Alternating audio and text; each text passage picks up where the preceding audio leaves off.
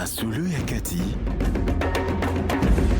le carrefour de conversation qui transcende le polémique politicienne. En podcast de Bouteli et du groupe d'études sur le Congo, GEIC. Bonjour à toutes et à tous, bienvenue dans ce 7e épisode des Masolo et Akati spécial élections et technologies en RDC, un podcast produit par Bouteli dans le cadre du projet S'approprier les technologies pour imposer la transparence aux organes chargés des élections en RDC. Je suis Ange Makadingoï, chercheuse à Bouteli, et chaque jeudi, je vous retrouve pour décrypter les enjeux technologiques des processus électoraux en RDC et ailleurs sur le continent.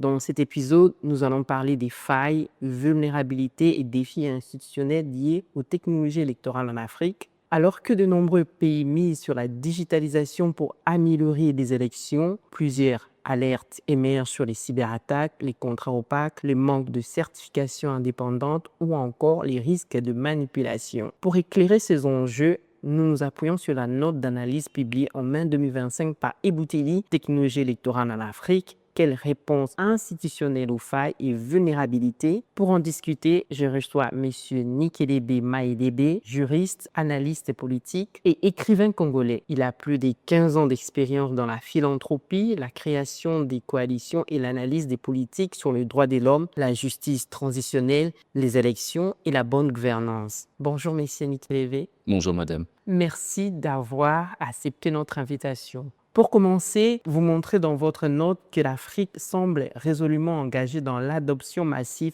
des technologies électorales, mais sans toujours avoir les institutions et instruments techniques pour les encadrer. Comment expliquez-vous ce décalage entre l'enthousiasme technologique et les capacités institutionnelles à encadrer leur usage? Effectivement, l'Afrique est résolument engagée pour l'utilisation de la technologie dans ses élections. Pourquoi? Parce que on part du principe que la technologie a été longtemps perçue comme une panacée qui permettait de répondre à un certain nombre de problèmes constatés lors des élections. Problèmes liés au manque de transparence parfois, à la logistique, à la taille des populations destinées à voter, des problèmes liés à la garantie que le fichier électoral soit crédible. Et donc pour ces raisons-là, il y a des problèmes liés à la rapidité, bien entendu aussi dans la collecte à la fois des résultats, mais leur publication également. Et donc la technologie s'est présentée comme une solution à toutes ces problématiques. D'abord parce qu'elle contribue à améliorer d'une certaine façon la qualité du fichier électoral et la gestion du fichier électoral aussi, en utilisant la technologie, les données biométriques, la machine qui permet un peu plus rapidement à la fois de collecter des éléments mais aussi de les transmettre.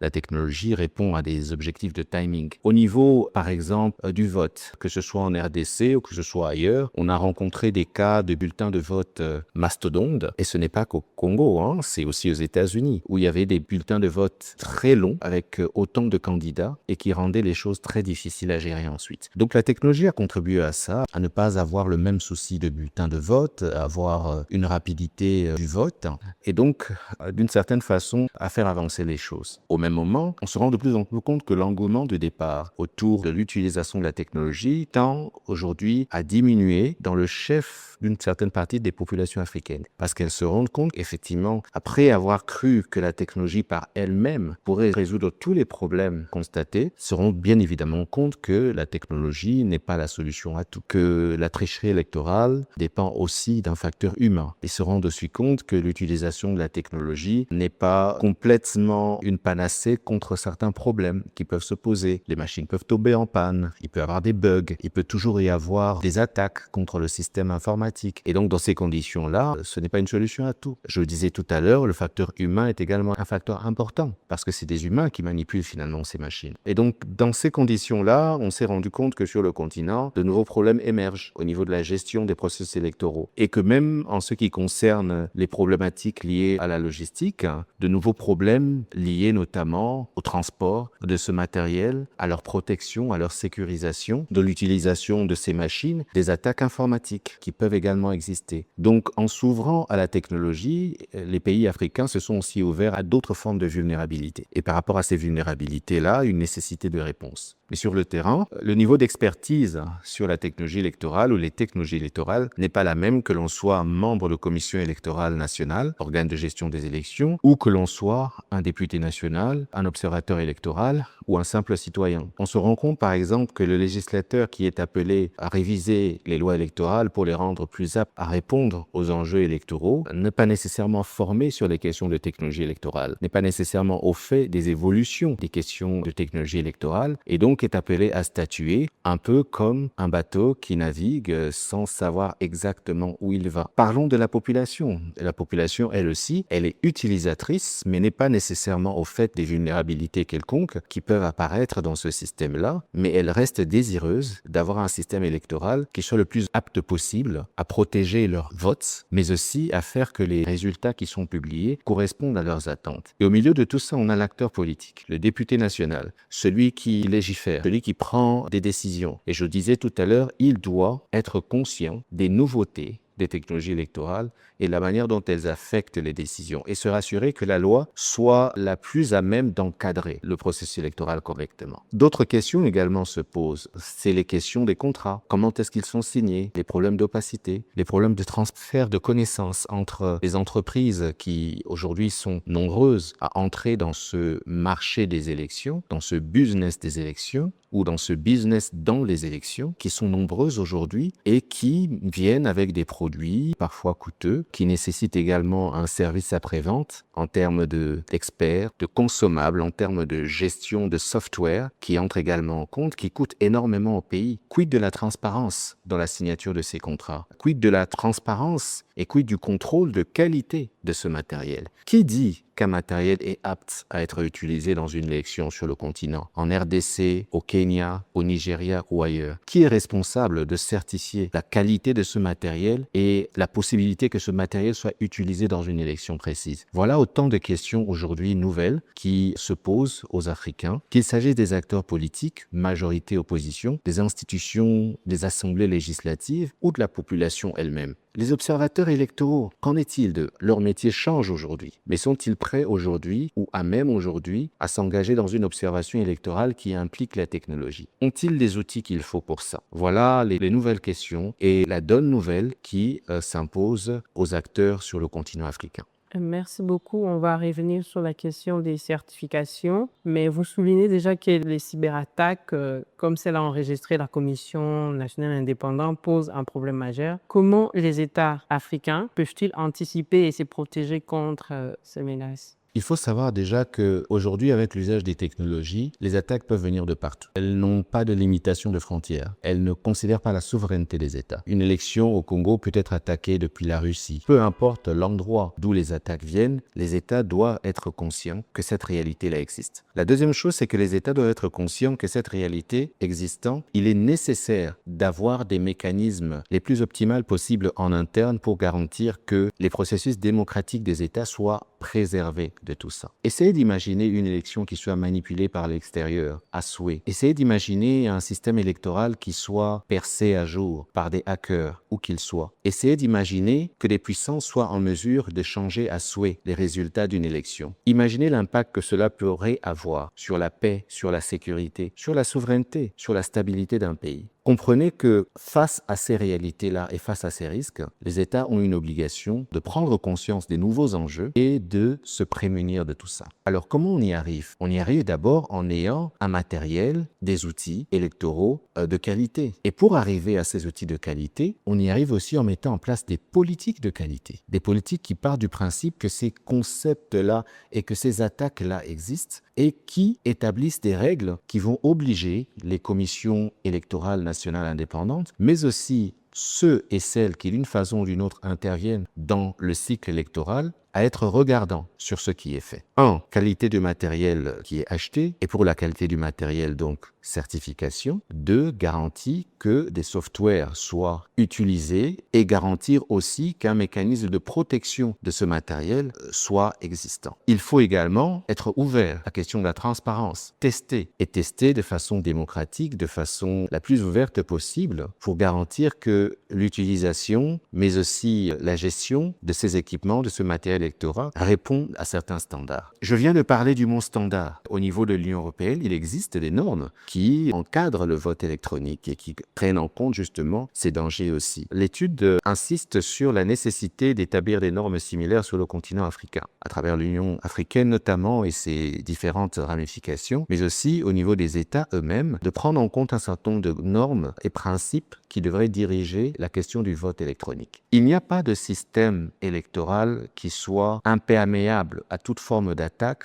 ni parfait. Mais parce qu'on est conscient que ce n'est pas parfait, on doit constamment tester et constamment s'améliorer. Voilà l'enjeu. Alors, vous parlez déjà de certification indépendante, des tests. Pourquoi c'est important que les États africains puissent tester et certifier localement les équipements électoraux? C'est important pour des raisons de souveraineté. C'est important pour des raisons d'objectivité et pour des raisons simplement liées au besoin de se rassurer que les équipements soient aptes à être utilisés dans une élection sur le continent africain. Qu'il s'agisse de matériel fabriqué en Inde, en Corée du Sud, aux États-Unis ou en France, il faut se rassurer que ce matériel-là puisse passer sur une élection africaine avec notre climat, avec notre réalité et avec aussi les populations cibles qui sont visées par ces élections-là. Il faut se rassurer que le système mis en place dans cette machine est suffisamment sûr, que les vulnérabilités de ces équipements soient connues et qu'elles soient adressées. Il faut se rassurer que les équipements qui sont utilisés dans une élection africaine ne vont pas planter par rapport à nos propres réalités. Et donc, dans ces conditions-là, il est nécessaire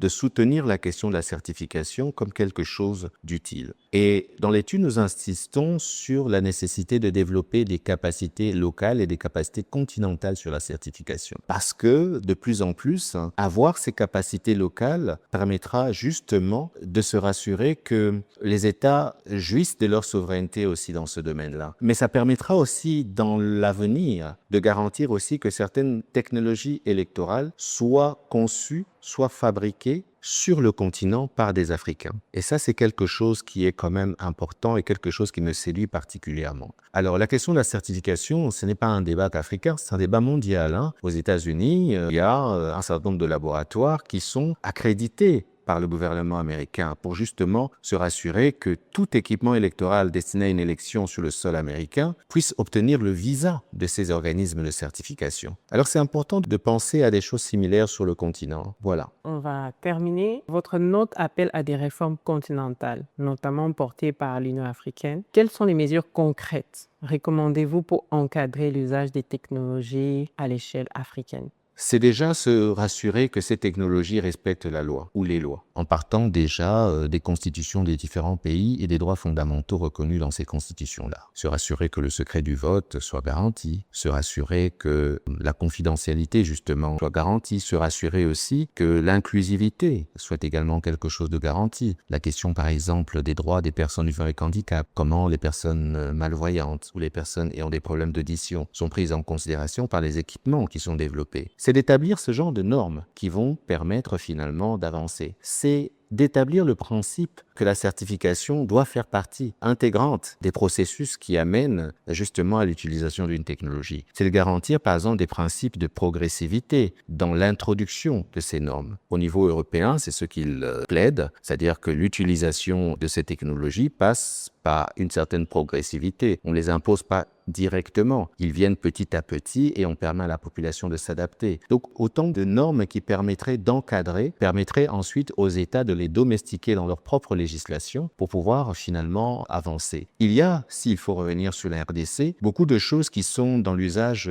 commun, mais qui ne sont pas nécessairement dans la loi. Quand on parle d'audit de fichier électoral, on le voit nulle part dans la loi. Mais pourtant, ce sont des bonnes pratiques qui pourraient être intégrées dans la législation. La même chose s'applique justement à l'usage des technologies électorales. Il faut pouvoir justement les encadrer par un certain nombre de normes, les encadrer par un certain nombre de principes qui peuvent être domestiqués par les États dans leur législation et être suivis ensuite et voir comment une élection après une autre, la situation s'améliore, la transparence s'améliore, l'efficacité s'améliore, la rapidité sécurité s'améliore, mais à la fin de la journée, la satisfaction de la population aussi s'améliore et les contestations diminuent parce qu'il y a une confiance qui est établie entre le système qui est mis en place et ceux et celles qui ont la responsabilité justement d'encadrer ce système ou de le mettre en œuvre. Donc cela n'exclut pas la mise en écart d'une technologie. L'objectif ne devrait pas être nécessairement d'aboutir à un refus d'utilisation de la technologie parce qu'en vérité, aujourd'hui, il n'y a pas un pays dans le monde dans lequel un pan de leur processus électoral est géré à travers de la technologie. Si on parle de fichier électoral, la plupart des pays dans le monde, ils utilisent la technologie justement pour la gestion de ce fichier électoral. Donc le débat ne se situe pas à ce niveau-là. Le débat se situe au niveau où, qu'il s'agisse d'utiliser la technologie ou qu'il s'agisse d'en réduire l'utilisation pour certains aspects des processus électoraux, que l'on garantisse que la transparence soit préservée, que l'on garantisse que le système et l'intégrité du système électoral soient préservés pour garantir enfin l'intégrité des résultats pour aboutir à la paix, à la sécurité, à la stabilité des différents pays et la cohésion des peuples. Je pense que c'est à ce niveau-là justement que le débat devrait se poser et qu'il s'agisse d'utilisation de technologies ou de non-utilisation totale ou partielle des technologies, que les différents gouvernements africains prennent conscience de l'importance aujourd'hui que revêt un regard plus pointilleux sur ces sujets-là et de l'importance aussi que revêt le renforcement de capacités à la fois des acteurs, agences de gestion des élections, des acteurs politiques et de la société civile. Et qu'il y ait une forme de coalition au niveau continental autour de ces questions-là.